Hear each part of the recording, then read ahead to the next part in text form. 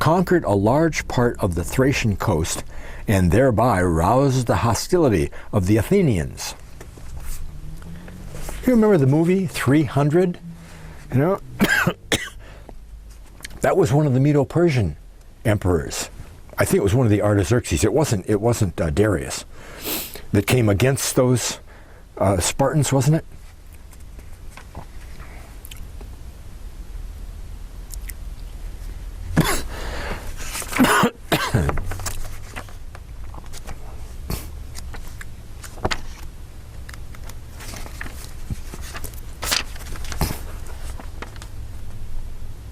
Oh, 267. Well, I already read that.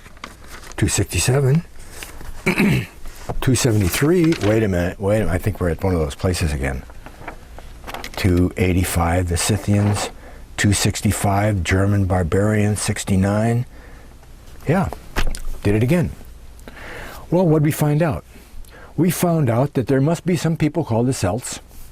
We found out that there are some people called the Scythians. There were some Germans and stuff there, but we never heard anything about the Cimmerians. We never heard about the Saka, the Massagetae, the Sarmatians, or any of that. And again, this guy does a lot with Herodotus. But he doesn't say anything about where the Scythians came from, who they were. I want to know. I want to know where they came from. Whoa, another big one. Another big one, The Rise of the West by William H. McNeill.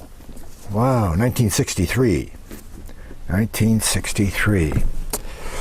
Oh boy, well you'd think it's another 800 pages, and you'd think that he'd have time at least, you know, he could devote a page, couldn't he? He could devote a page to the Scythians or the Celts and stuff and say where they came from and stuff. The information's available. I found it.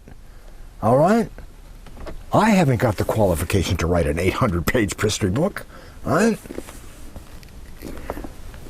But my feeling is that some of these historians, after looking through these books and things, my feeling is that some of these historians just got out a whole bunch of other history books and took out bits and pieces and rearranged everything and put it down and made their own book, you know? Because why haven't they got that information that I can find? I found out all this stuff just reading a little bit here and there in the encyclopedia and Herodotus and who's first here? The rise of the 315, the Celts. Oh, that's 247. 315, the Celts.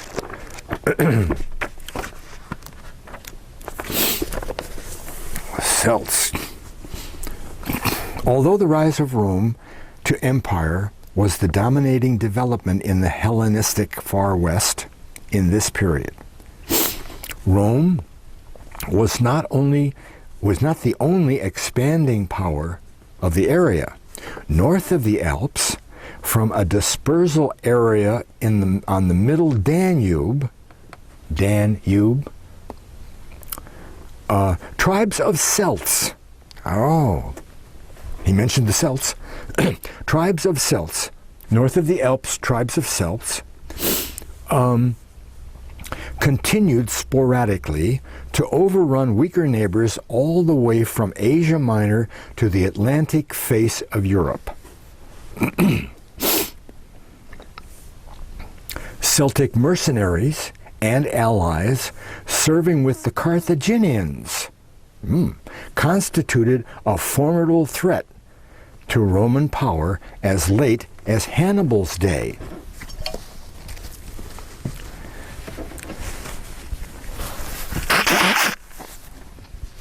Reality TV here.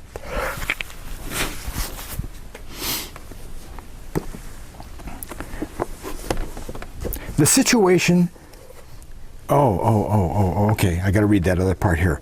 But with his defeat, Hannibal, they ceased to be a serious menace to Italy. Caught between expanding German tribes to the north, whose poverty made cattle thieves into heroes, You steal a cow, you're a hero, right? And heroes. And Roman armies to the south, whose discipline made peasants into soldiers, the aristocratic Celtic warriors found the military balance tipped decisively against them by 150 BC. Too bad. Because this situation condemned Celtic culture, starting 150 BC, to an early extinction. Celtic culture went extinct. Save along the westernmost coast Atlantic fringes of Europe. Well, wait a minute.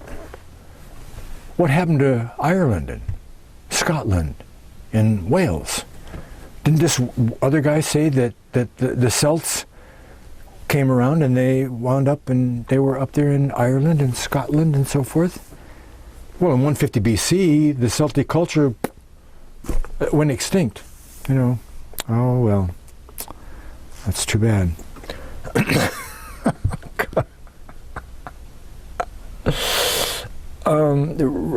Rise 300. Oh, 6. I got to be the other page here. Okay.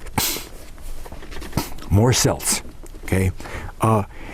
Yet between the 4th and the 5th centuries BC, the Celts developed a proto-civilization, principally expressed.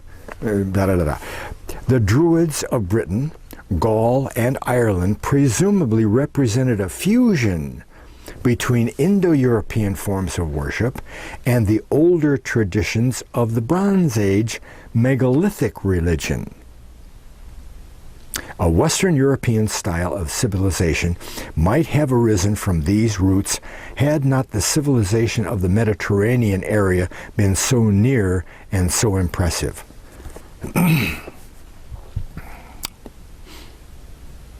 Had a lot to say there, didn't he?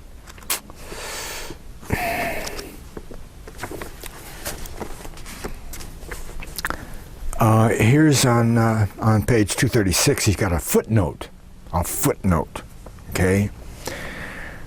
Cheap steel made from barbarian foot soldiery, effective, a useful summary and overview of steppe history, the steppes of Russia, just above the Caucasus Mountains, the steppe. Okay? Overview of steppe history from the Sumerians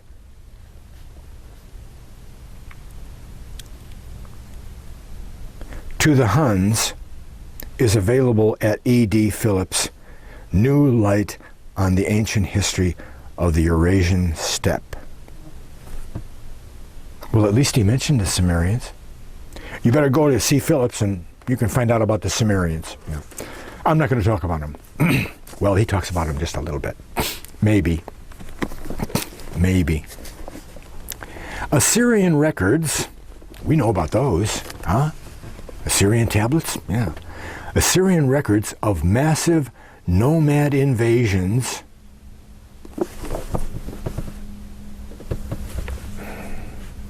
Well, we know from previous times that the Scythians and the Sumerians, that they were all nomads, weren't they?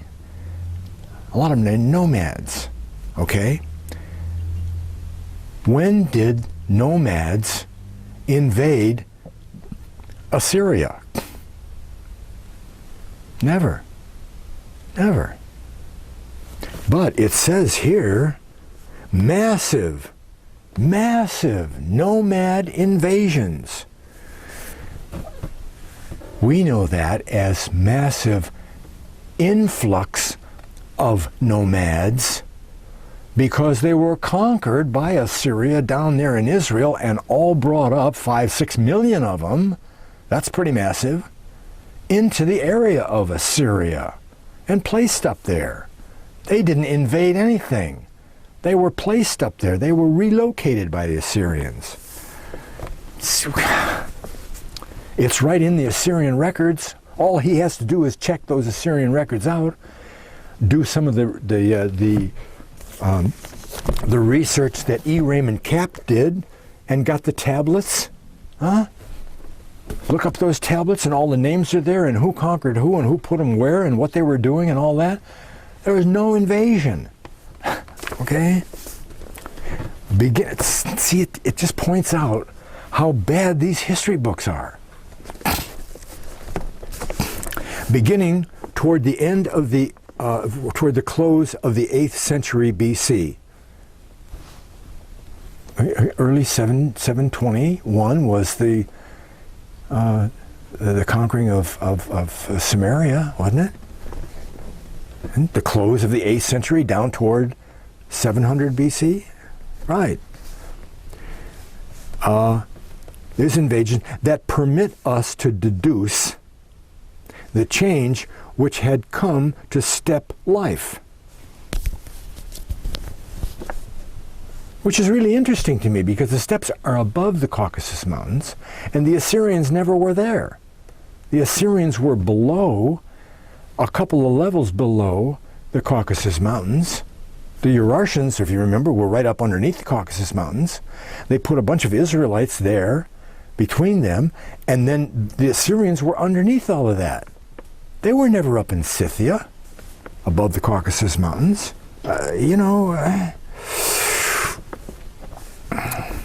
But because of the invasions there, the steppe life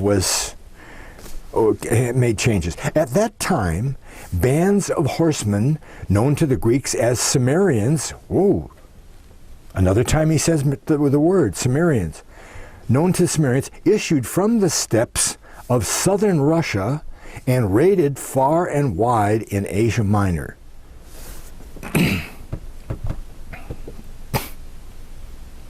He says that the Greeks called the Scythians Cimmerians, and they didn't. The Greeks didn't call the people above the Black Sea Cimmerians. Huh? The Greeks called the Cimmerians the people below the Black Sea.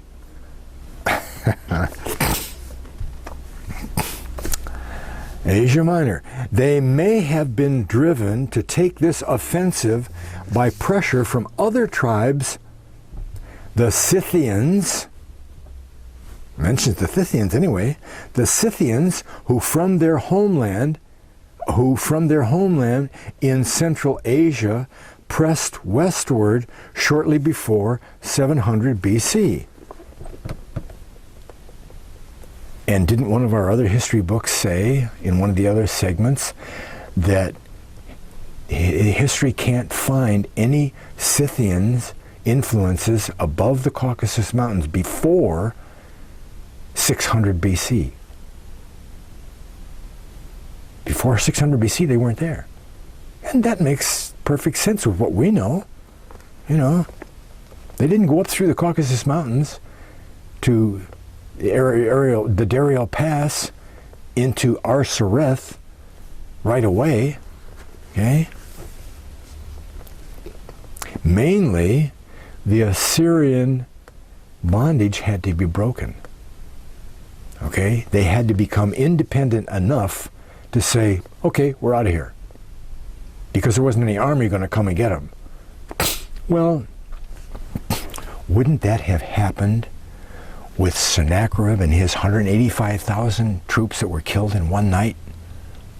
What was the date of that? Huh?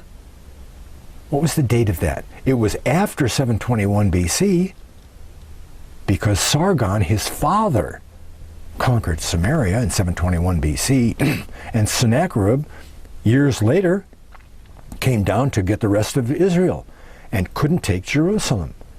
And when he lost 185,000 troops in one night, didn't that break the power of Assyria? Boom. Nothing left. Nothing left. Not enough left to stop Babylon from rising to becoming the the ruling empire of the area. Okay? And then they still hadn't gone through the Caucasus Mountains. And when Babylon conquered Judah, took them away for 70 years, they came back around 513 BC. Okay? 515 BC is when Darius talked about conquering the 10 tribes up in his area. They were all still there. Okay? They didn't go up until much later. Scythian raiders. Okay? They pressed. Well, yeah, later on, the Scythians pushed, and the Cimmerians under the Black Sea and to a little bit north and the west of the Black Sea got pushed by the Scythians at that time.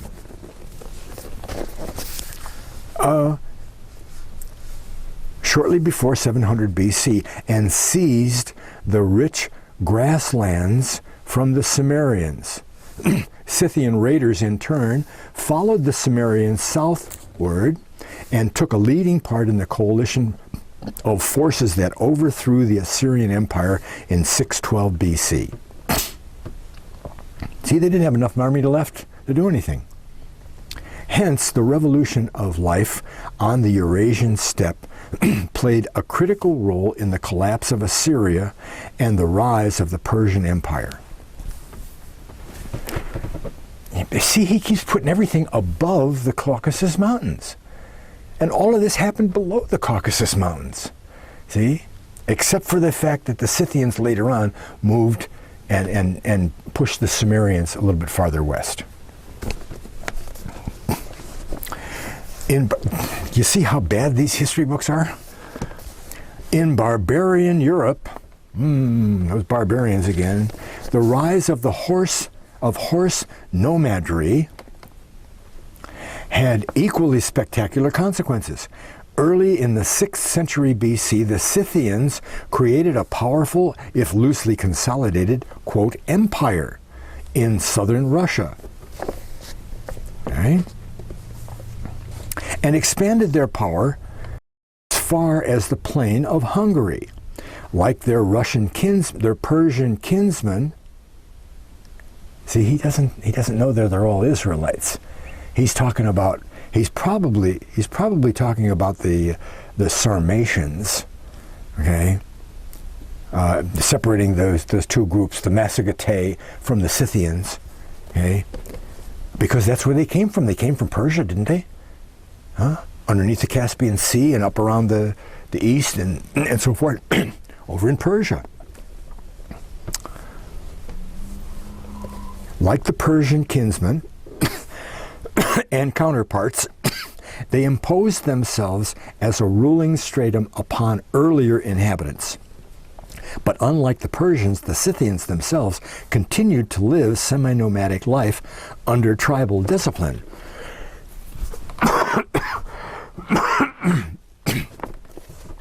Farther west, Celtic tribesmen. Okay, we got some more Celts. He's talking a lot about the Celts and the Scythians, isn't he?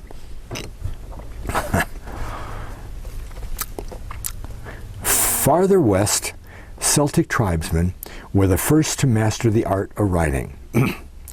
And their expansion from southern Germany over most of northwest Europe was facilitated by their resort to cavalry tactics. All right. The Celts, however, did not take over the full complement of the steppe nomads' war equipment. Okay?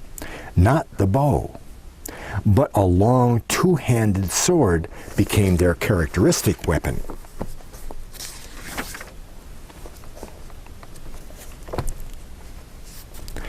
The facts are these.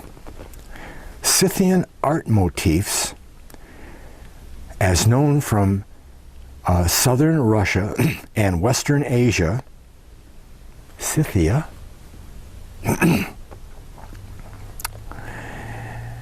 show Chinese affinities. Wow. How does Scythian art get to be Chinese, have Chinese influences in it, huh? Okay. While Chinese art of the late Chao period, which is probably the same time, I guess, show some, quote, Scythian traits. We talked about that once before, didn't we? Huh? How one of the historians said that so that the Scythians had Urartian and Assyrian elements in their art, right? Well, they lived there for over 100 years. You know, they're bound to pick up some stuff, but now we got the Chinese in there. How did that happen? I mean, the Chinese, I mean, they're pretty far away. Chinese, how did Scythian art get to have Chinese influences in it, and the reverse? What's it say here? Furthermore, in the area along the South China coast and extending into northern Vietnam, a fair number of objects which show striking similarities to materials from the distant Black Sea steppes have been dug up or have come to museums from unauthorized sources.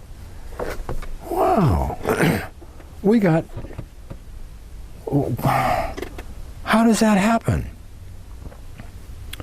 I mentioned before, some Israelites from the house of Israel, not the house of Judah, wound up as far away as Japan, okay? And some other place here we're going to find out something that I knew already. There are grave sites over, I think it's like 60 miles away from Bombay, India. Bombay, India. You come from the Caspian Sea and you go east and you cross right over that area, Bombay, India. And these grave sites talk about being from the tribe of Reuben, right? There were small numbers of migrations, small groups of migrations that went east. The major horde of all the Saka, all the Israelites, were up in that area, and then they went west, most of them. But some of them went east. They went east all the way to Japan. All the way to Japan. And mainly, by the time they got to Japan, they were from the tribe of Manasseh.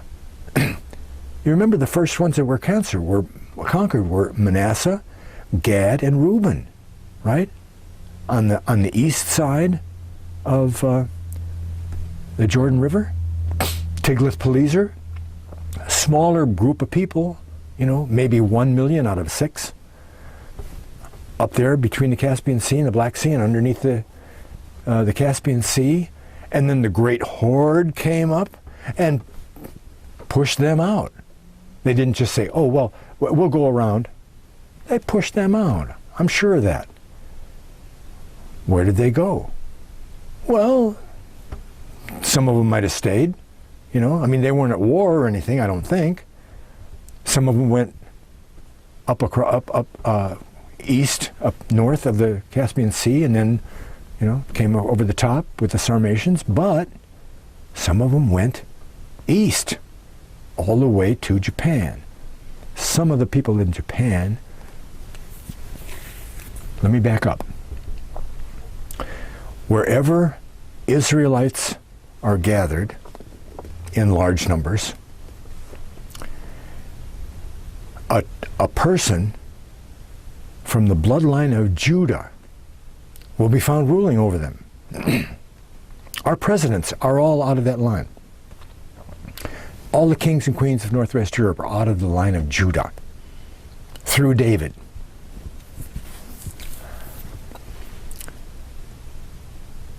Who gets the birthright that says you can rule a family? Jacob gave it to Judah.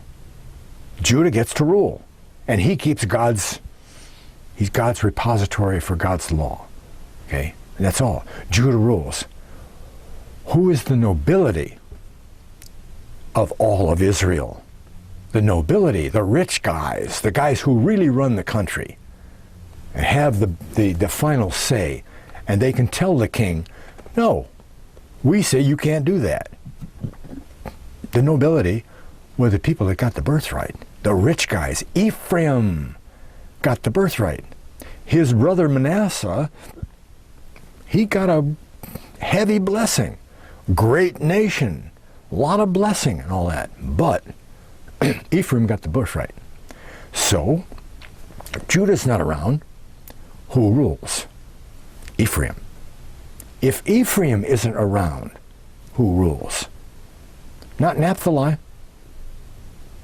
He wasn't the rich guys. Not Benjamin, little teeny Benjamin. Manasseh, Joseph's second son. The older one, but he's still the second son. Manasseh. It's written that Manasseh was mainly responsible that made up the warriors that defended Samaria for 3 years before it fell. Heavy warrior class, in other words.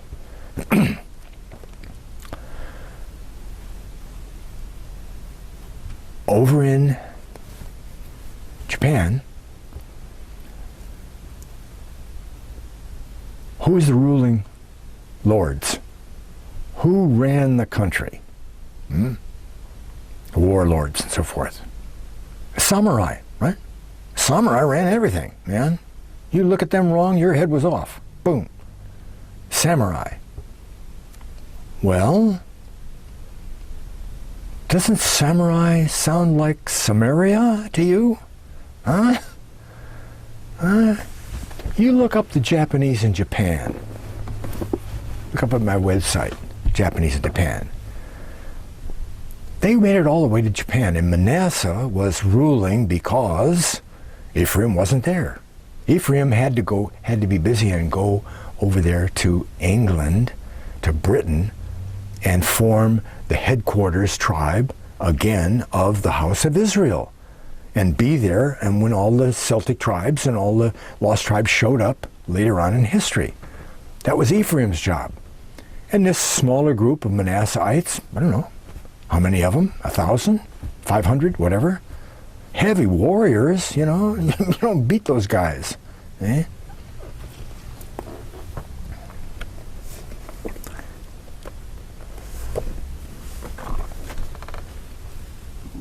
What did they do when they got there? They went through China on the way, didn't they? Huh? And did they stay over there? Or, as some people have written, they had trips back and forth. You know, some of them they have a ritual in Japan that it comes from an old tradition of saying goodbye to the travelers. Not they're going forever, but they're going on this big long trip, saying goodbye. That happened at both ends, because their relatives and their tribal members and stuff of the family, a lot of them stayed, some of them went. They picked up their wagons and they went, goodbye, goodbye, goodbye, and they get established over there, and 50 years later, I don't know, 20 years later, some of them come back. Hey, it's great over there, come on over, or whatever. In the meantime, they're picking up influences from the cultures all the way across. Afghanistan is included in there and all that, you know. India, those Israelites went everywhere. And when they brought some of their art back that they made while they were there, oh, they had little Chinese figures on them. Okay, it's really simple. Okay?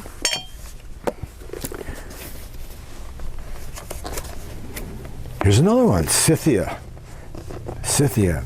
Startling as it may seem, the political upheavals and the interchange of techniques and art motifs following the wake of the Scythian raids and invasions may not have been confined to the Old World.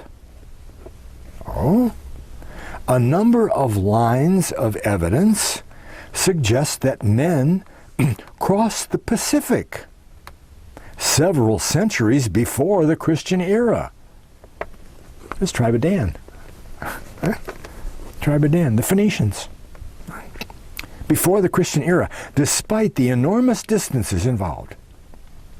Parallels between various archaeological items from Peru and Mexico and others from the coasts of Southeast Asia seem best explained by this hypothesis. These Israelites went everywhere, right? Mainly through the tribe of Dan. Well, where do we go now? Anywhere? Maybe not. That might be all. Let's see here. The Scythians, 34, 2. It doesn't say 243 there, but maybe 243. Listen, empires, West Darius invasion, peoples of the steppes, far-ranging effects, Eurasian, 8th century, this. Weapons. I guess I didn't read that to you before. Let's see. The civilizations of Greece and India were both effectively sheltered. Oh, this is where he talks about India. Okay. Were effectively sheltered from the direct impact of steppe cavalry. Okay. High mountains and political barrier imposed by the Persian and Seleucid empires kept India immune from harassment until the 2nd century BC, 500 years after the Israelites made it up to the Caspian Sea. 2nd century BC, when a steppe people known as the Shakas. See, well, I don't know, there were these guys, they were called the Shakas. He just puts an H in the name Saka. Okay. Shakas crossed the Hindu Kush and set up a series of short-lived states in northwest India. Bombay. Okay. Similarly, mountain barriers and formidable barbarian tribes like the Thracians protected Greece and the Mediterranean littoral. Indeed, the far west was spared nomad invasions from the 4th century AD until the 4th century AD. But for a millennium previously, fighting along the Danube frontier had brought civilized Europe into sporadic contact with the horsemen of the steppe.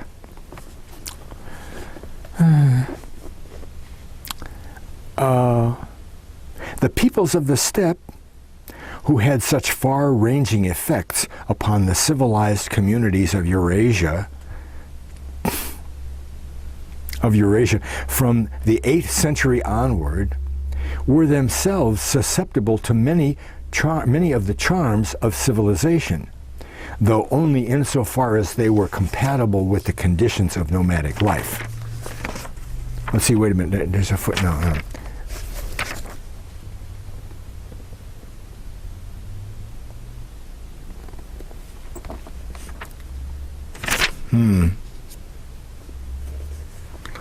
I wanted to talk about the, you see, if all of these Celts and Scythians were Israelites, Israel's a little tiny country, okay? And between the tribes, 90% of all the art produced around was exactly the same. Little teeny things, maybe a little tribal something or other, would sneak into the art of all of Israel. But it was all basically the same art. Well, when the Scythians get up to Arthureth, and the Sumerians are down below the Black Sea, and the Massagetae are over at the east of the Caspian Sea, and the Israelites travel from the tribe of Reuben over into India, all of those Hebrew Israelite art influences are taken with them. So these guys look at the guys in India, the Shakas, and they say, oh, they have art just like the Scythians, because the Scythians worked on the steppes and they went every place, and no. The Scythians didn't go to India. The Scythians stayed in Arsareth, conquered a bunch of people there, moved west, and wound up in northwest Europe and the British Isles. That's what the Scythians did. Okay? They didn't go east. What, 10 or 20 of them maybe? It was this other group underneath the Caspian Sea that went east. Okay? But they took the same kind of art that the Scythians had with them. Simple, just really extra simple. And I'll bet you $20. Oh, I'm wrong. Let's see, 227 and 220. No, we did 227 and 229 already, didn't we? 227. No, that's not.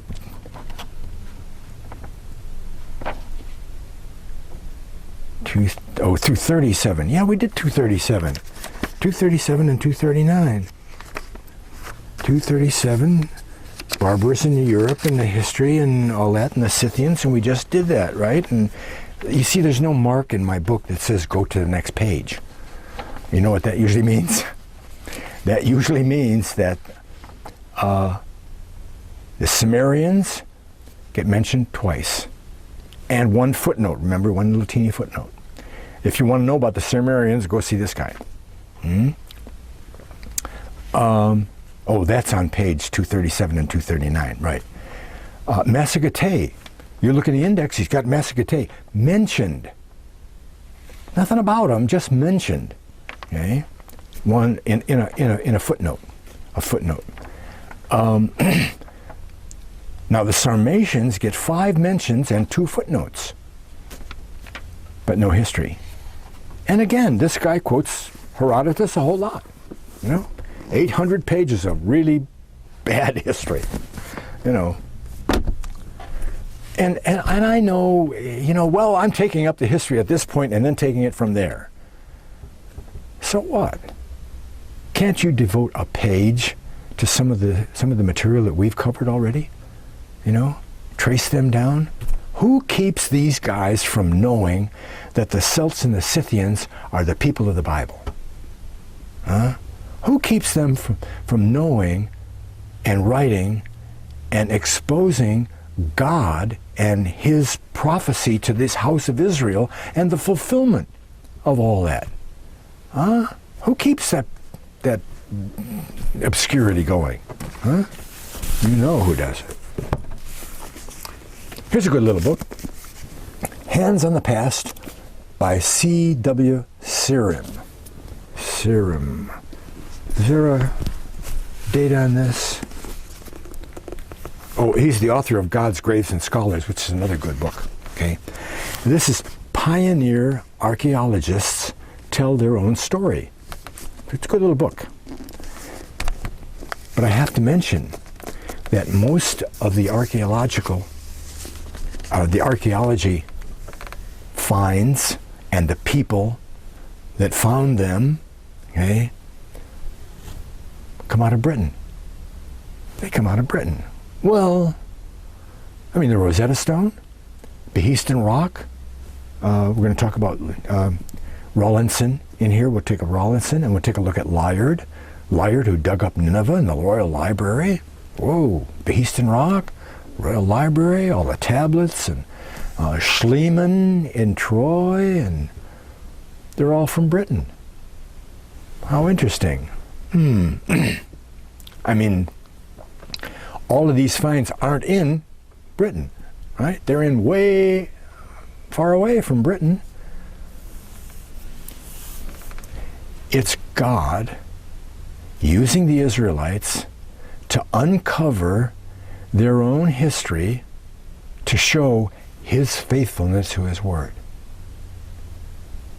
Great bottom line, isn't it? Okay, wait. Hands on the Past, 2:15. Sir Henry Rawlinson, a second solution to the cuneiform script. With considerable danger and difficulty, he scaled the rock of Behiston and transcribed part of the inscription.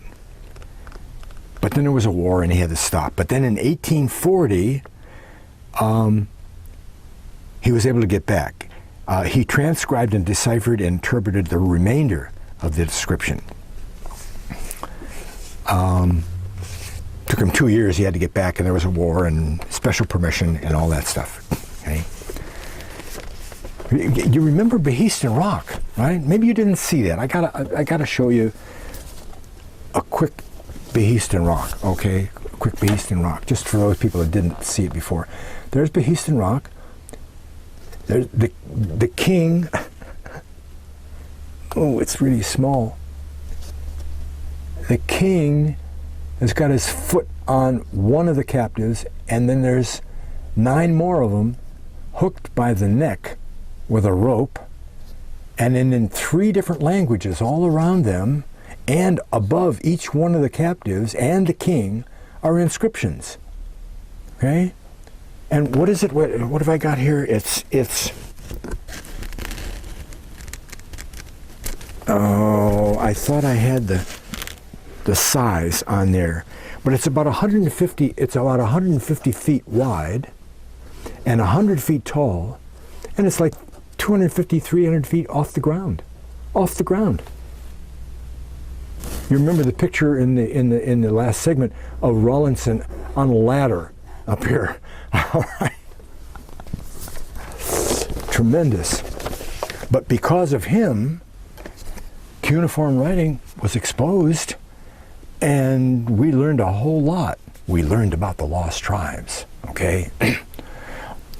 You'll notice if you look in the archaeological dates of some of these things, they all happen in the 1800s.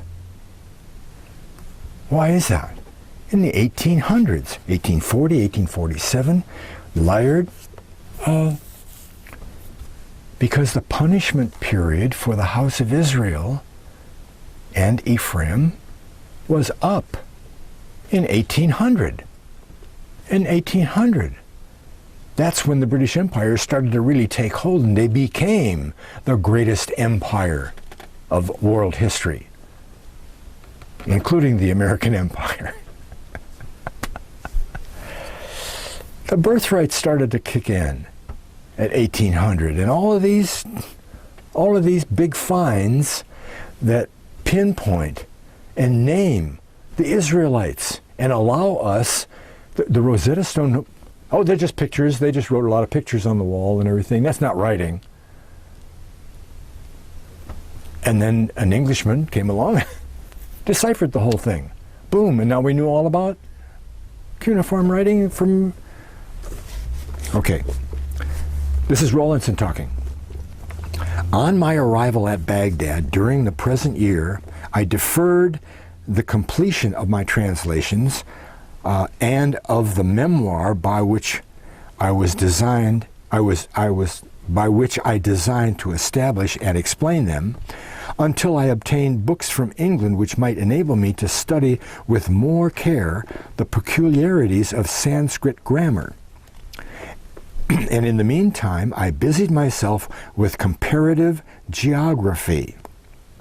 It was at this period that I received, through the Vice President of the Royal Asiatic Society, a letter from Professor Layard containing a precis of his last improved system of interpretation, and the Bonn, B-O-N-N, alphabet I recognized at once to be infinitely superior to any other that had previously fallen under my observation.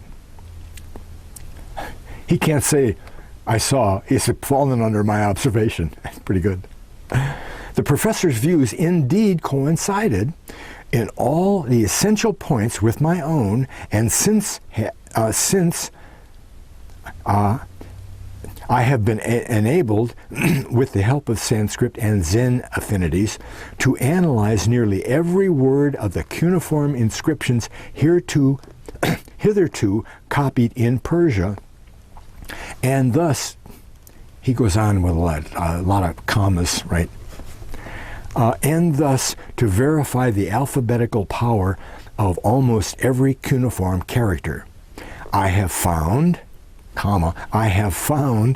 the more reason to admire the skill of Professor Layard, who, with such very limited materials as were alone at his disposal in Europe, has still arrived at results so remarkably correct. In the present case, then, I put forth a claim to originality, as having been the first to present the world a literal and, as I believe, a correct grammatical translation of nearly 200 lines of cuneiform writing, a memorial of the time of Darius Hystaspes, the greater part of which is in so perfect a state as to afford ample and certain grounds for a minute orthographical and etymological analysis. The stuff I got off of Behistun Rock and that I interpreted, and then the work that I did with cuneiform writing is it. Okay? Is it. 20.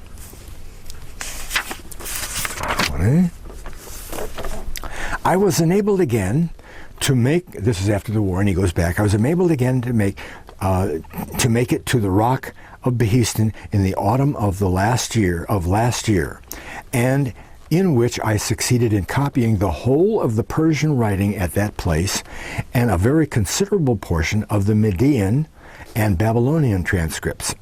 I will not speak of the difficulties or dangers of the enterprise. They were such as any person with ordinary nerves may successfully encounter. But they are as much at the but they are such at the time as have alone prevented the inscriptions from being long ago presented to the public by some numerous travelers who have wistfully contemplated them at a distance. Hey, how are you going to get up there? Oh, let's go see Behistun Rock. Wow. Whoa, yeah, what does it say? I don't know, I can't read it. Get out your telescope. Was that 239? I think he's gonna. Oh no, this is. Yeah. Well, at one point there, he talks about Westergaard. Here, I got to read this to you here. The most important record, in fact, of the class that exists in Persia, with the exception of the tablets of Behistun, I found to be the long inscription at Nat, a place engraved on a rock-strewn sculpture of Darius. The inscription was no less remarkable for its extent and interest than for the correctness of its delineation.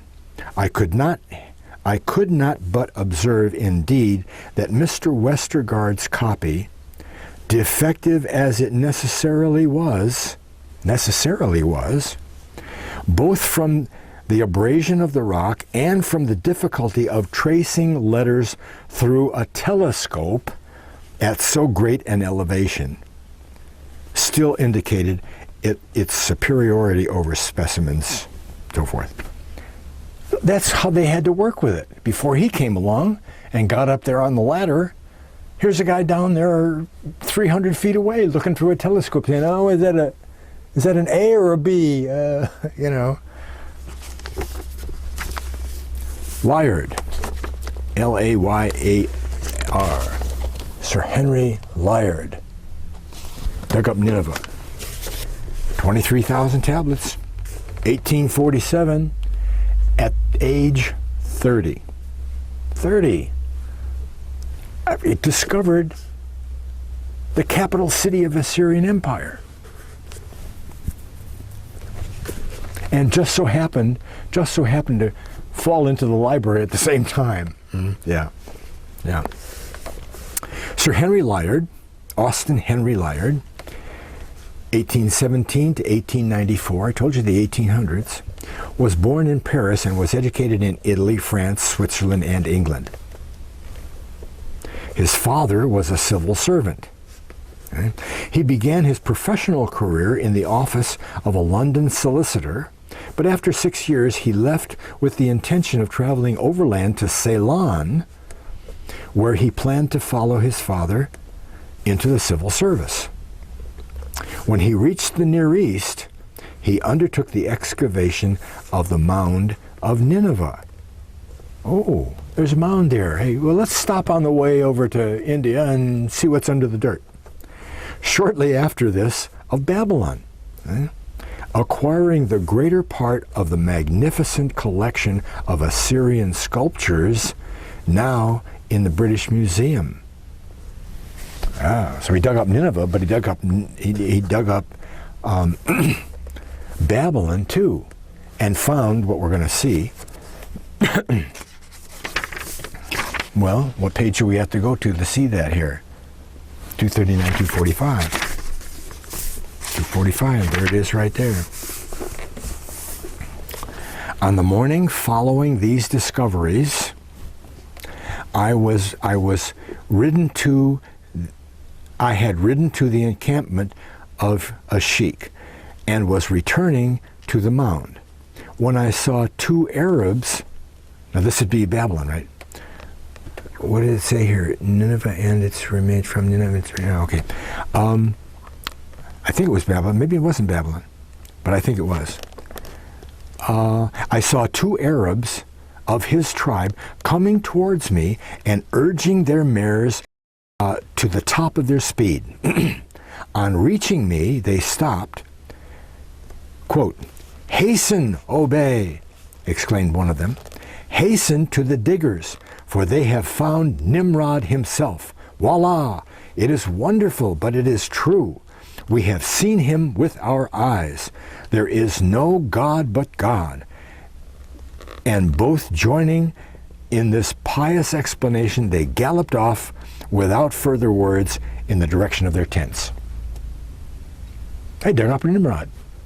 Well, they didn't think, was it a mummy? No. We'll see. The Arabs withdrew the screen that they had hastily constructed. He got over to the site, right? And disclosed an enormous human head. Enormous, really enormous. Sculptured in full out of the alabaster of that country. They had uncovered the upper part of a figure, the remainder of which was still buried in the earth. I saw at once that the head must belong to a winged lion or bull, similar to those of Khorsabad and Persepolis. The Raymond Cap's got all this stuff. Remember the links? Missing links discovered in the Syrian tablets? Well, that's not all they discovered. This is what the guys said they found, right? Head of a man, wings of a bird, body of a lion. There's a full statue, man. That's what they found.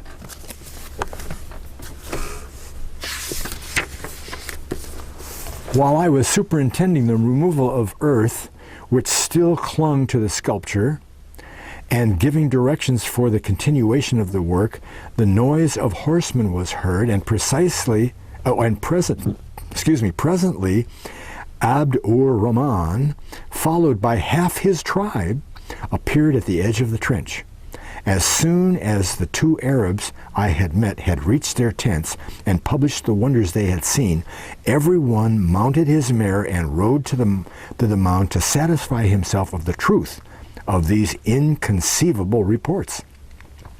When they beheld, they knew who Nimrod was. Okay, they had their history, you know. They knew Nimrod was a first emperor of the world, is what I call him.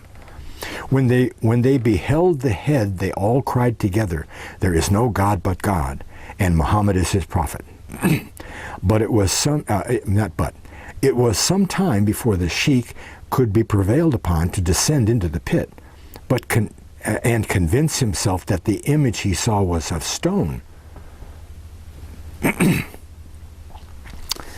"This is not the work of man's hands," he exclaimed, "but of those infidel giants of whom the prophet, peace be with him, has said that they were higher than the tallest date tree. This is one of the idols which Noah, peace be with him, cursed before the flood." In this opinion, the result of a careful examination, all bystanders concurred. They all thought that was true. Pretty good. 46, 47.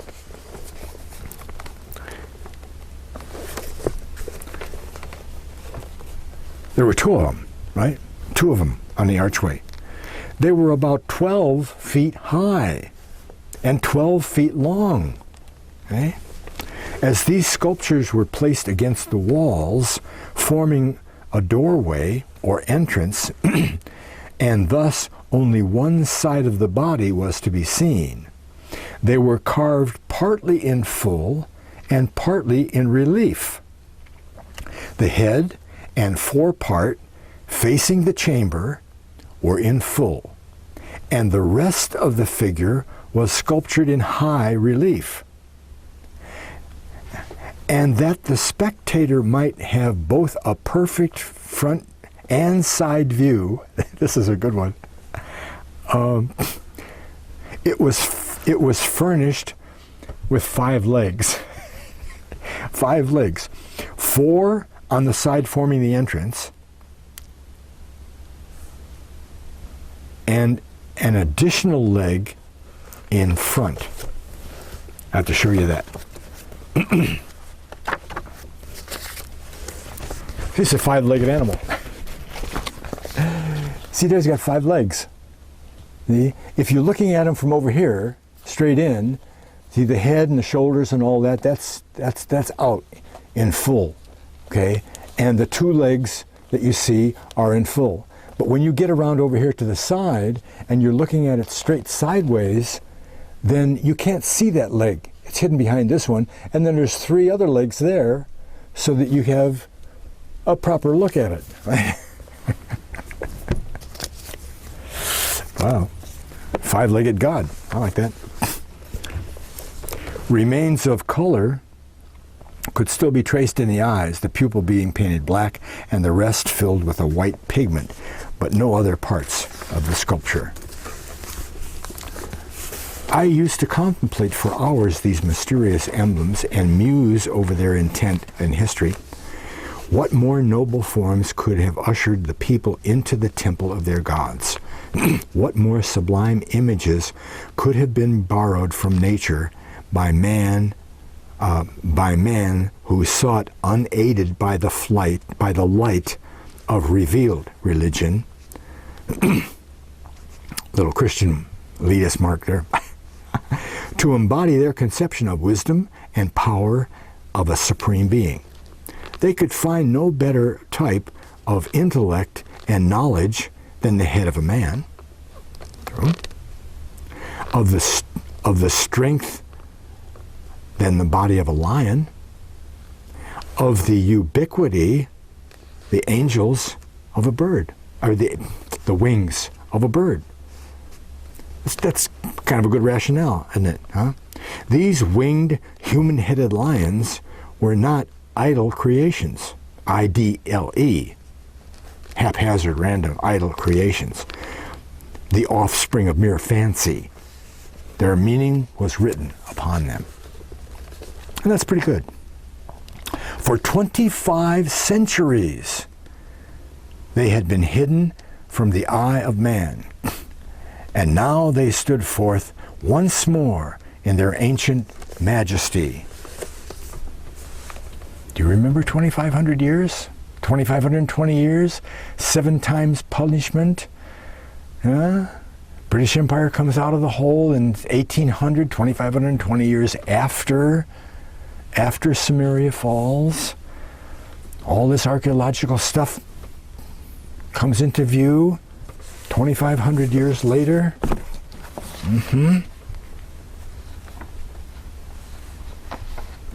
Again, Herodotus, he has pages and pages on the Scythians.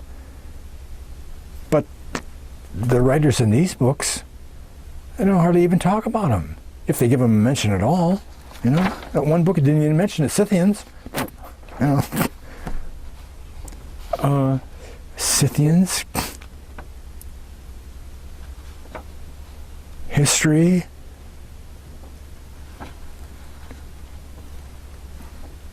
I mean, just looking at the map of Scythia that Herodotus puts out is an eye-opener, okay?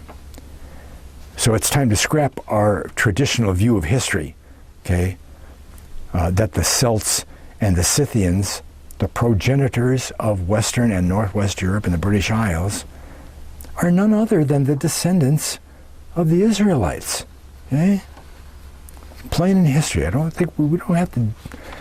No, I don't have to do very much more with that anymore.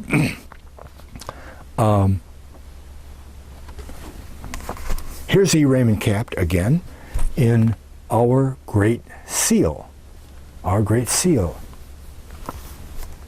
The symbols of our heritage and our destiny. Well, he put out a short list, you know. There's about 300 different prophecies to the house of Israel that you can look up in the Bible. There's a million of them. He only has 40. He uses 2 full pages in the book to list some of the prophecies. See if you can tell me who did this stuff. Did anybody fulfill this? Prophecy to Israel. And he's got 2 to 5 or 6 different biblical references for these prophecies, because most of these prophecies don't happen just once. God repeats himself. And we talked about that a lot. God repeats himself a lot so that he fulfills his own law that says a thing is confirmed by 2 or 3. Israel is going to live in islands and coasts of the earth. The British Isles, the coasts of Northwest Europe, Scandinavia. Israel to become a company. You might find some other people that live in coasts. Okay? It won't be Japan. What's really interesting is that Manasseh was separated by water, right? Half of Manasseh was on the east side. The other half was on the west side of the Jordan.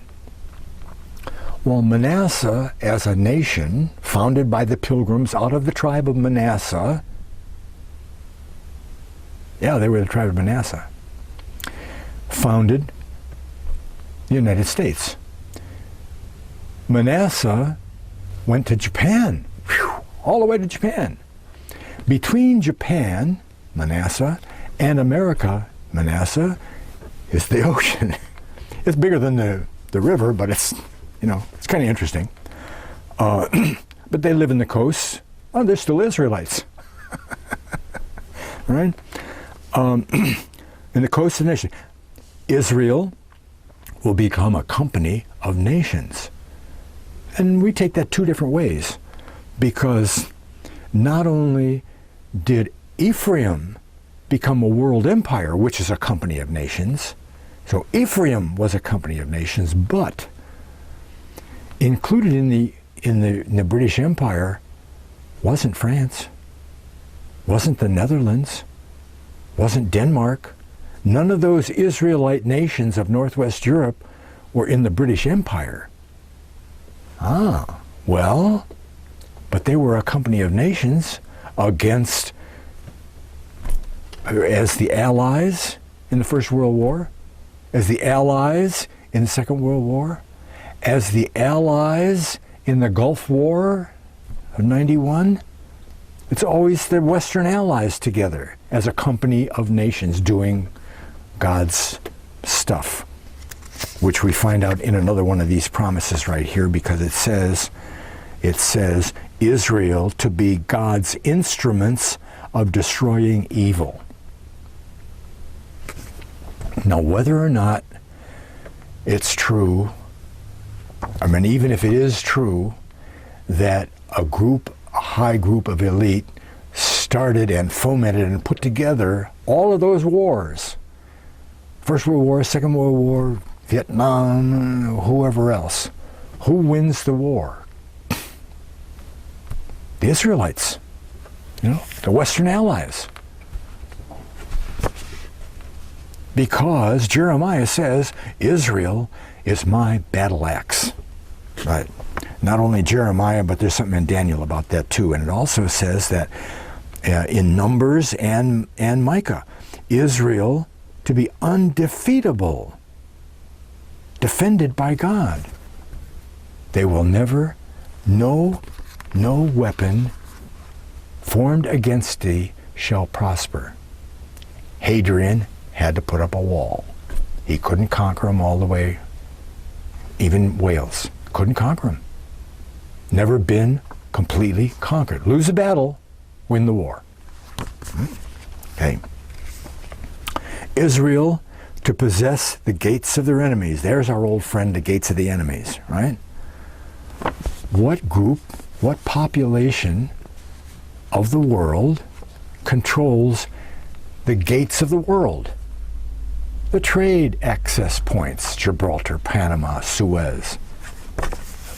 Britain and the United States. The Israelites. Right?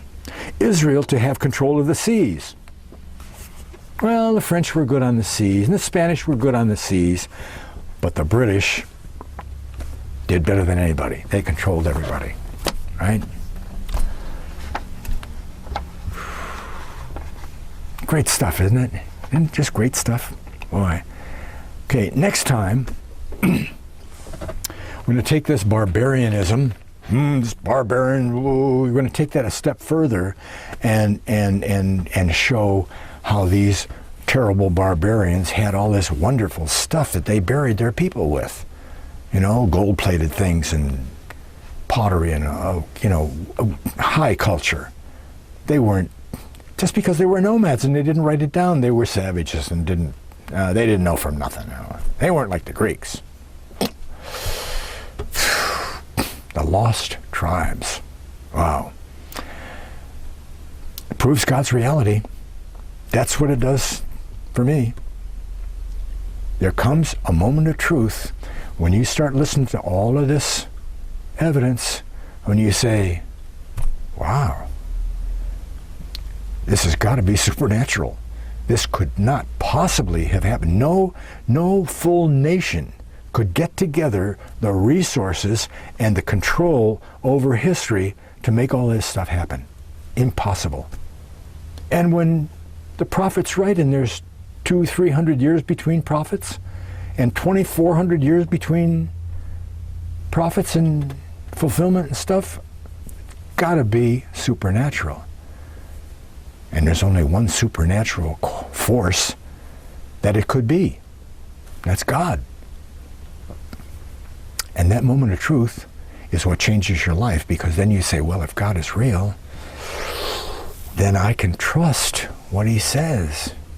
And he says if I act in trust of him, that he'll put some of his spirit in my body. And that spirit will heal me. It'll guide me along. It'll protect me. It'll do everything that I need to do to live a trusting life for God. That's pretty good stuff, Never mind heaven, Okay, next time, the archaeology and so forth. And I hope to see you there. Check it out. Thanks a lot for watching. God bless.